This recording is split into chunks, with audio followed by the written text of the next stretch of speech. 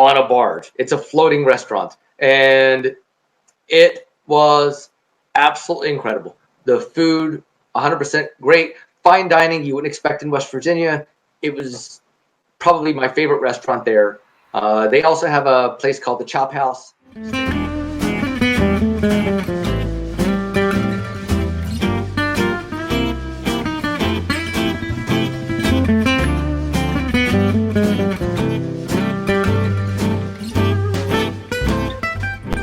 Hi there, foodie fans. Good evening. It is that day of the week, Travel Tuesdays, and we are here live. Tonight is very special to me. Once again, I do actually have one of my Sanjak brethren on board to share what he's doing. And I love the fact that we've got so many of them that have gone into the restaurant business. Tonight is all about Barney, and we're going to bring him in right away. I think he's still playing. I gave him a task. I asked him to do some audio recording, but we're going to bring him in anyway. He can keep playing. That's okay. We want to see him and see what he's got going on. How's it going, Barney? Going great, thank you. And yeah, I still don't know how to figure out this audio recording thing. That's okay. You know what? You're going to do just fine. Your audio is not that bad. I've had way worse. So when I talked to you just a few minutes ago, you said you've been working all day. Where do you actually, I know you've got a couple of places. Do you bounce back and forth, or do you have a home office? How does a typical day look for you? Well, I worked mostly from home. Today was a lot of payroll. We had some issues with payroll. So it was a lot of payroll. Then working on next week's schedule for my management staff. And then I started working on the other payroll for the other restaurant. And then on top of that, then I had to run 3 cases of chicken breasts from one restaurant to the other restaurant. So yeah, that kind of stuff is just my typical day. Fantastic. So with that, obviously you have a couple of places. Tell us about those. Well, the first one I've had for 10 years. Well, let me rephrase that. I started out there just over 11 years ago. Was working as a manager, and then I became the general manager, and then I ended up having the opportunity to purchase it in, just over 4 years ago. So my wife and I made the decision, yes, that's perfect. I already know what I'm getting into. I know how to run it. So I bought it 4 years ago. Everything turned out to be excellent on that purchase. It really worked out well because, again, I already knew what I was doing. And then the second restaurant I purchased about 1.5 years ago, but I really only took it over about 7 months ago, as far as full on operational running it. It was originally going to be more of an investment, but it turned out to be I needed to be in there more than I thought I was going to have to be. But so I'm kind of bounced between the two overall, trying to run them both. I still run my original one more than I run the second one, but I have a great staff in to run the second one, so it's good. It's good to have good people. It is. It makes running back and forth with chicken a lot easier, right? Yes. No, it wasn't for the staff, it would be a total cluster, but it's turned out to be good. I have a wonderful management staff in place, and it's really turned out good. Absolutely. So what brought you to this point? I mean, there's got to be history. Obviously, the last time you and I spent any time together was on this big gray ship out in the middle of the ocean. So yes.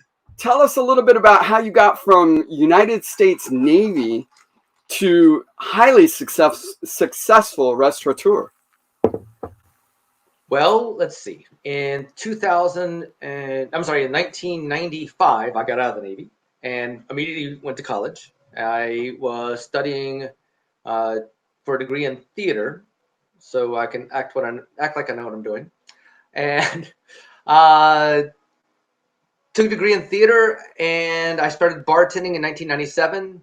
I was doing construction in Florida. It was over the summer between my sophomore and junior year of college. It was 100 degrees doing drywall and stucco work. It was horrible. So I decided to go to bartending school so I could get an indoor job. I loved it. Started bartending at Red Lobster, did that for a few months and got some experience under my belt. I think I did it for 6 months. And then I worked at a tiki bar in Pensacola Beach while I went to the University of West Florida. That was one of my favorite jobs of all time. I felt like Tom Cruise in the Cocktail. I literally was on the beach in a thatched roof, serving drinks in a Hawaiian shirt. I mean, watching, girls come up trying to dig for their ID in their bikini. It was one of my best jobs I ever had. And I did that for a couple years while I finished my junior and senior year of college. Graduated from college, moved out to Los Angeles with a degree in theater to become a famous actor. And I started bartending at a famous bartender on a movie named Cocktail. Exactly, yeah. So I started bartending at Cheesecake Factory, and I realized the biggest reason I was getting into theater to begin with is because I wanted to do something I loved and make a good living at it. And I loved bartending. I was kind of on my own stage every day. So I lost motivation in Los Angeles to actually go pursue this acting thing. I did a little bit here and there, but mostly extra work and small roles. But I loved what I was doing. I became the head bartender of Cheesecake Factory quickly. Then I met the vice president of beverage operations, and he invited me to the corporate office, and I started working for him directly. We worked on the entire drink list for the entire company of cheesecake factories in the entire world, writing all these recipes down, making sure everything was 100% perfect. We had a test kitchen we kept going back and forth in. And then I started working on the pricing. I didn't know if you know this, but like the same drink you'll buy in San Francisco would be $12, and you could buy the same drink in North Carolina for $7. Wow. Yeah, so we had to work on tiers of pricing because you can't get $12 for a martini in South Carolina or North Carolina or Georgia or certain areas. They're just not going to pay it. Right. So we worked on that for a while. Then I got an offer to be the bar manager of Ruth's Chris Steakhouse, also in Los Angeles. I worked there for 5 years, and then we moved out of Los Angeles. So I never got out of the restaurant industry since 1997. All right, so I want to go all the way back to Pensacola. Ah, yes. So what was it about Pensacola, that tiki bar? Is it still there? Actually, I think the year after I left, it was wiped out in a hurricane. Ouch. I know. It's like, good timing, I guess, for me, but horrible for them. We did go back. They did rebuild it. We went back a few years later. They rebuilt it. It was right behind a big Hampton Inn, which has actually changed hands, I believe, a couple times since then. But it was literally, they had a big resort hotel and a big pool out back like they do. And then this was, you walk down to the beach and it's right there. So it was great. It was a big L-shaped bar. It was me and one other guy ran the entire bar. I would open it one day. He'd open it the next day. You'd work from 10 a.m. until sundown, then wrap it all up and do it the next day. Boy, that really does sound like that movie. It does. It was so great. Because then, of course, you got up early enough to go either drink with all the people you just met or with your friends who already work out there anyway. So, not that I was a big drinker. Well, Di Serrano and ginger beer right here. So. Oh, interesting. Sauvignon Blanc for me. Okay.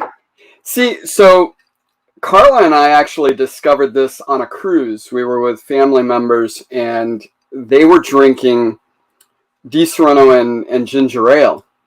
Mm-hmm. And I found ginger ale to be a little too sweet.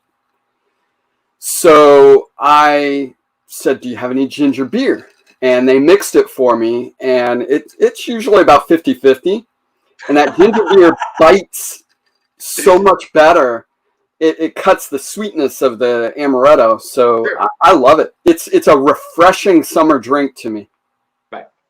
Yeah, that's the reason I drink Sauvignon Blanc, and I live in Florida just like you. And in the summer, there's a limited number of drinks that are light and refreshing. But Sauvignon Absolutely. Blanc is a perfect wine for the summer in Florida. So, how did you end up? Well, I almost said back in Jacksonville because I don't know if you knew this, but I got stationed in Mayport, Florida on my shore duty after I left the Jack. And I was a substance abuse counselor there, of all things. Wow. Cheers. Yeah. And so, how did you end up in Jacksonville, Florida? Well, my wife got pregnant, and LAUSD, Los Angeles Unified School District, is one of the worst public school systems in the entire country, and we knew that. And we knew unless you have $1 million+ a year, you're not going to make a great living in Los Angeles. And we were doing well. Don't get me wrong, we were doing really well, but we weren't making that kind of money. And with kids, we decided we needed to be out of Los Angeles, so we started looking to get back because my entire family, her entire family, everybody's from the East Coast. So we started looking at what cities on the East Coast could we possibly move to. And she would suggest one and I'd veto it, and I'd suggest one, she'd veto it. And one of our mutual best friends, her mother lived in Ponte Vedra. And she said, you really need to go stay with my mom. There was a big West Virginia, Florida State bowl game that we went to visit. Her mom went to the bowl game. And we fell in love with the city. It's a beautiful city, right on the water. There's a huge river that runs right through the middle of it, and it's right on the beach. It's excellent. It's got a lot of culture, a lot of theater, a lot of wonderful restaurants, and I'm a huge restaurant fan. So we kind of fell in love and said, you know what? I have nothing bad to say about this place, and she didn't either. It's got its own professional football team. We had season tickets for years. So yeah, it was just a perfect location, kind of centrally located, but not in the same city as any of our family. So Ponte Vedra is fascinating. You know the Radio Shack, or at least where the Radio Shack used to be? In Ponte Vedra? Yeah. Right, yeah. I worked there. Ha! Are you serious? Yes. From somewhere around 2004, 2005. Okay. For about a year. Right. Yeah. And then I took over my own store up in the Arlington area. Okay. Well, we moved here in the end of 2007. Okay. So that's when I left. I sold when the market crashed, right before the market crashed. Right. Well, I bought in 2008, so just after the market. Ouch. So, yeah. No, it was good. It was good. I bought after the market kind of. So after it was all the way bottom, down. Not at the very bottom, but I bought towards the bottom, so it was nice. Good, good. Yes. So, tell me I was born to a Navy man, so I don't really have a hometown. Do you have a hometown? Is there some place that you call home that you grew up? Well, I grew up in a small, very, very small city in West Virginia. So, my hometown had 5,000 people in it. Okay. We were about 30 miles south of the capital city of Charleston, West Virginia. And I still go visit occasionally. My brother actually moved back there. I've got a lot of family there. My parents haven't been there in a number of years, but I still have friends. I still go to my high school reunions there. It's great to go visit. I just don't want to live there anymore. It's a depressed economy, and only certain industries really have any success at all. But they are some of the sweetest, nicest, most homegrown people you will ever meet. And they absolutely wear their feelings on their sleeves. They are just really good people. So the truth is, even knowing that, Charleston is a destination. There are people that like to go to that area. Is there a hometown eats that you can recommend, someplace in that area that you've been to that you would say, you know what, this is the place? In West Virginia, in Charleston, there is a relatively new restaurant that I went to last time I was there. I took some friends out to dinner, and I think it's called the Barge, and it is literally on the Canal River in Charleston, West Virginia, on a barge. It's a floating restaurant, and it was absolutely incredible. The food, 100% great. Fine dining you wouldn't expect in West Virginia. It was probably my favorite restaurant there. They also have a place called the Chop House Steakhouse that's top notch. So those would probably be the only two restaurants that I would say are really, really great in Charleston. So this barge, that ambiance sounds like it would be fantastic. It's actually on the water? It is literally, yes, you have to drive kind of down a dock to get to the parking lot, and then you walk literally across a little bridge onto a barge that houses a restaurant. And you said that's in Charleston? Yes, it is in Charleston. Fantastic. It's on our list now.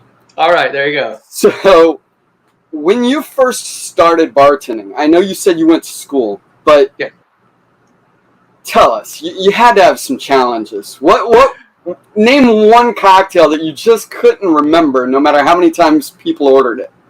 Well, the funny part was when I started bartending. Of course, like I said, I went to bartending school, which is, I don't know if you ever heard of bartending school, how that works, but essentially it's 40 hours of training. You can do it in a week. You can do it spread out over time. It's 40 hours of training, and it's a lot of memorization. But nobody's going to hire you. I mean, it's just so, it's hard to get a job with no experience. But it was the only thing I could think of because I didn't want to be a waiter. I didn't want to be a server. I didn't want to work as a host. I didn't want to work as a dishwasher. I wanted to go to bartending because I always thought that was a fascinating job. So I got out of bartending school, and I think I applied to about 30 places. Just anybody that had a bar. I applied to strip clubs and nightclubs and like any place. If you have alcohol, I'm applying to your job. Finally, Red Lobster was the only place that would actually give you a call. And luckily they hired me, so it worked out well. So I could get a little experience so that I could actually get a job. But as far as cocktails that I could never remember, I didn't. I mean, I had cocktails that I, over the years, have hated making. And we... Name one. All right, so when I don't know if you remember, but in, let's say that had to be 2004, I'm guessing. Mojitos became huge. Like, off the chain, everybody was making mojitos. Now, which is fine in certain realms. When you're not busy and all you got is all day, people are willing to wait, 20 minutes for drinks, no big deal. Mojitos are excellent.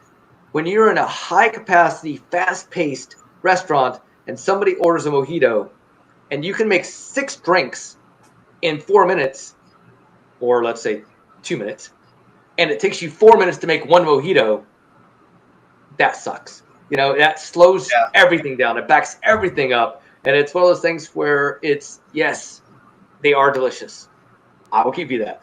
But it is definitely don't order mojitos. Seriously. Now I feel bad. I really like mojitos. Oh, no, I did too. I have alcoholic guilt.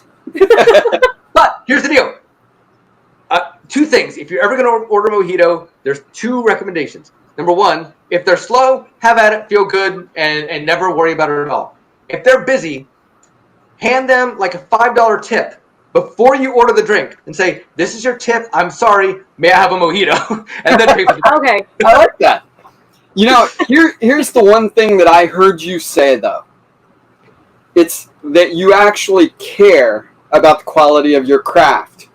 Because I've been to many a restaurant where all they would do is create an ice cube with a bunch of mint in it so that they could make an instant mojito, and they call that their special drink. Especially somewhere down in South Florida, there happen to be a couple of places like that. Right.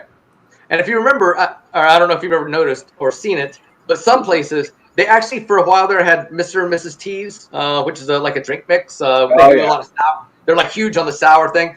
They actually had a mojito mix, and people used to be like, "Oh, mojito, no problem. Rum, mojito mix. Here's your drink. Yeah. That's not a mojito. You haven't spanked the mint. You haven't muddled the lime. You haven't added your own, simple syrup. None of that. It's just literally rum and a Mrs. T's mix, and it's horrible. I wouldn't serve it. I appreciate that. That's truly. like making Thanksgiving gravy with a package. Exactly. Yes. That's not how that works. That's the woman who doesn't know how to make gravy. I didn't say I made it, but That's me. That's me. I make the gravy. and you don't use a packet. I don't use packet. Good for you. You I got actually, the drippings and the. I like to cook, but I don't follow recipes. That's why she's the bartender in the house.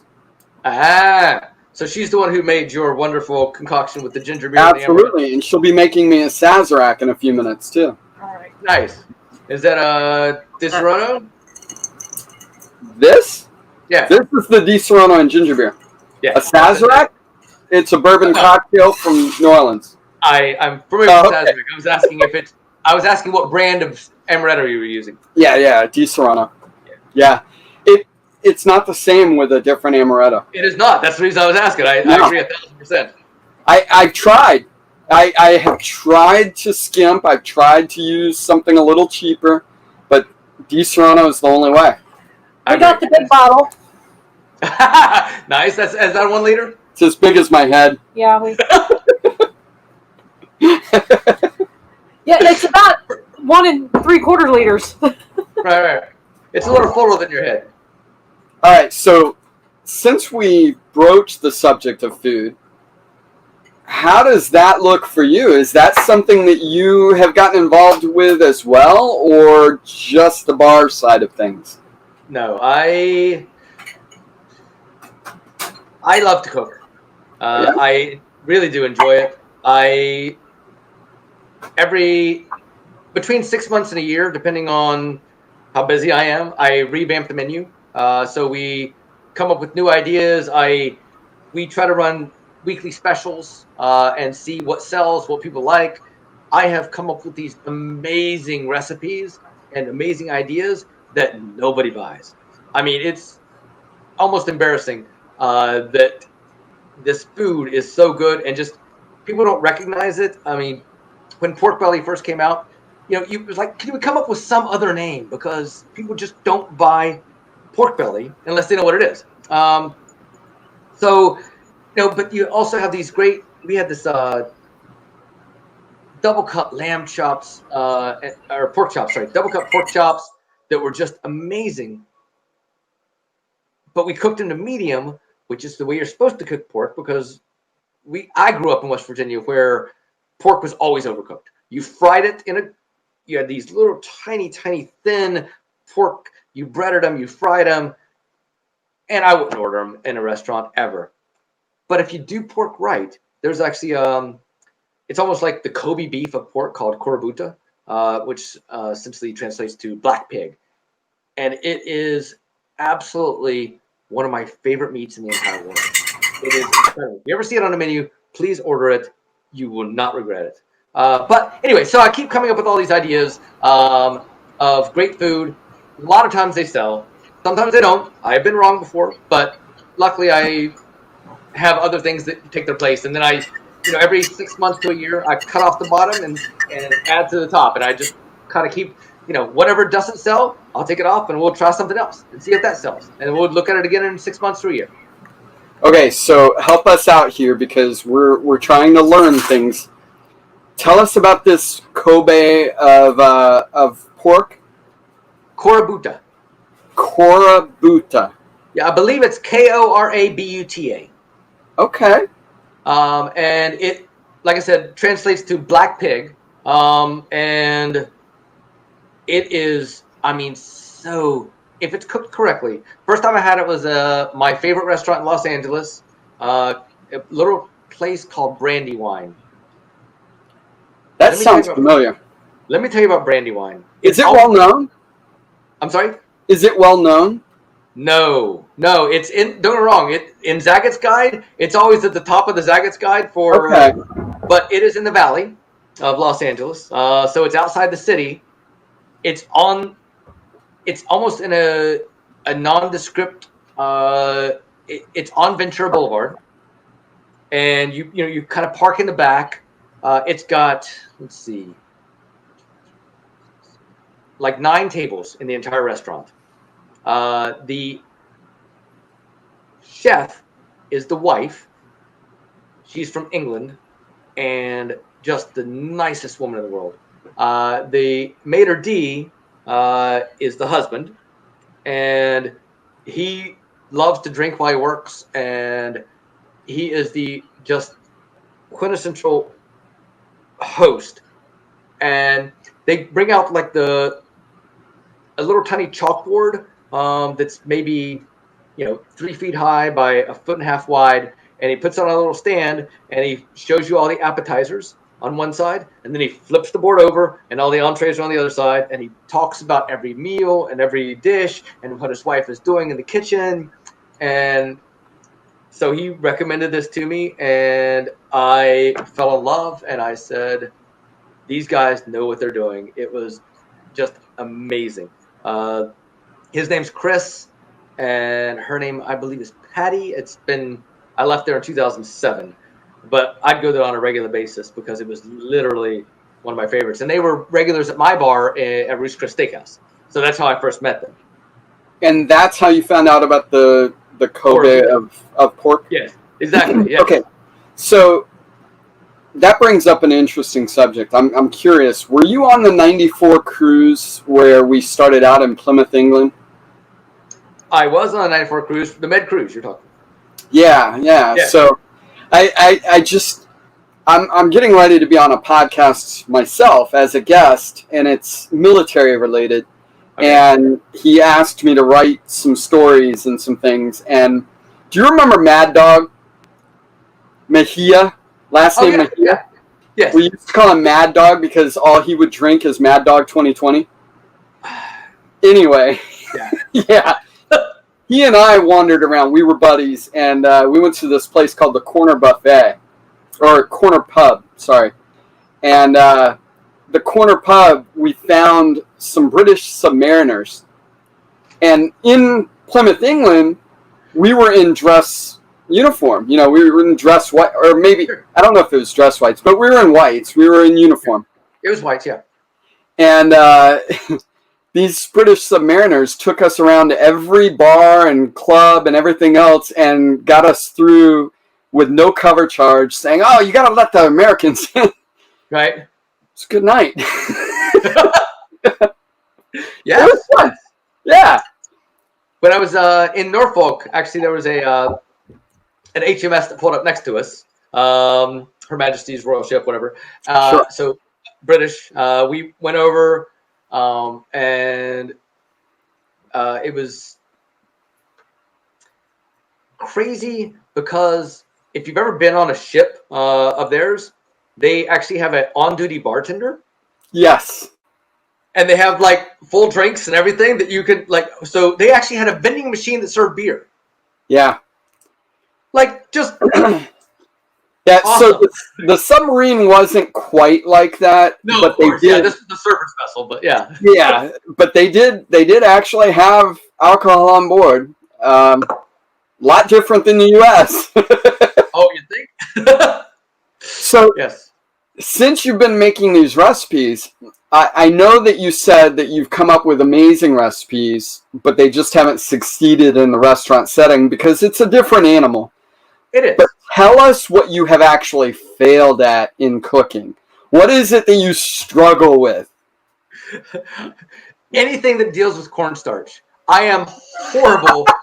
I'm not lying. I can't get that shit straight at all. It's like the worst thing in the world to me. It always comes in a paste, and it's like it's just any sauces and gravy. I am not a saucier. I will never be a saucier.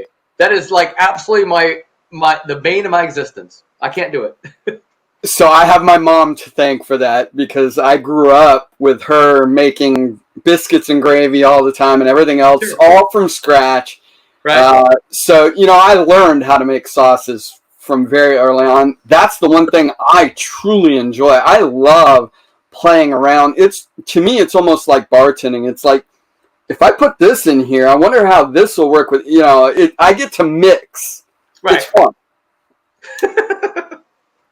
All right. So obviously you've been some places. I mean, a lot in the military, but I would imagine you've done some traveling since then as well, aside from LA and, tell us about a destination that didn't quite live up to your expectations. So I went to Australia in, I guess, 2006. Went to Australia in 2006, and for 3 weeks. So when my wife and I first got married, we could not afford a honeymoon. Okay. We had to pay for the wedding and all this stuff, so we really couldn't afford a honeymoon. And I said, hey, listen, on our 5-year wedding anniversary, if we can afford it, we'll put some money aside and we'll go to Australia. That will be our honeymoon. So we did. It was the absolute most amazing time I've ever had. Oh, okay. Okay, good. No, I'm getting to the other point. Okay. It's a long story. I'll get there. So we went to Sydney for a week. Sydney was absolutely one of my favorite places I've ever been in my life. It was incredible. The restaurants. I mean, every single night, I looked at the Zaga guide. I looked at the Frommer's guide. I chose all the best restaurants in the entire city. It's our New York City. And I said to the concierge at the hotel that we were staying, I said, I would like to go to these restaurants. We're here for 5 nights. And can you set me up on these 5 restaurants? I think maybe 6 nights. And he said, okay, you've chosen like the best restaurants in the city. Let me see what I can do. So he could get us into 5 out of the 6. And then he recommended a replacement for the 6th. And his recommendation was on point. But they always gave us the best tables, up against the windows, overlooking the bays, whatever, the quay, as they called it. Amazing trip. We went from there to Ayers Rock, to Uluru. Took a flight to Uluru out into the central, and then we flew to Cairns, up for the Great Barrier Reef and the beaches up there. And that's the point that I was getting to. I've never been scuba diving before in my life. I was so looking forward to scuba diving the Great Barrier Reef. We were only there for 2 nights. So we booked a scuba diving trip the second day we were there. And after our first night, and the weather was too rough. They said, nope, it's horrible weather. We're canceling all of it. You can do it tomorrow. So we said, okay, because this is our last chance. So we went out on the boat. It was horrible. And I've been in the Navy. The weather was so bad. I still got sick. And then the scuba diving was not my thing. It turns out I am not a scuba diver. Who knew? So that was probably the worst, highest expectation, worst result of any vacation I've been on was scuba diving at the Great Barrier Reef in Australia. So the reason I laughed, if you look in your background now, there's the Sydney Opera House. Carla and I just went to Sydney in August. Almost a year ago. Last August. Right. I guess in a couple of days it'll be a year. Yeah. So I was nervous. I was like, oh no, he had a horrible experience in Sydney. No, I love Sydney. Sydney was awesome. Well, the truth is, we got lucky. We found the best guide ever. All right, Foodie fans, thanks for tuning in. Check us out next Tuesday for part 2 of this fantastic Foodies interview. Bryce, you jerk. We want to know the answer. Well, great. Hit subscribe. Fine, but you're sleeping on the couch.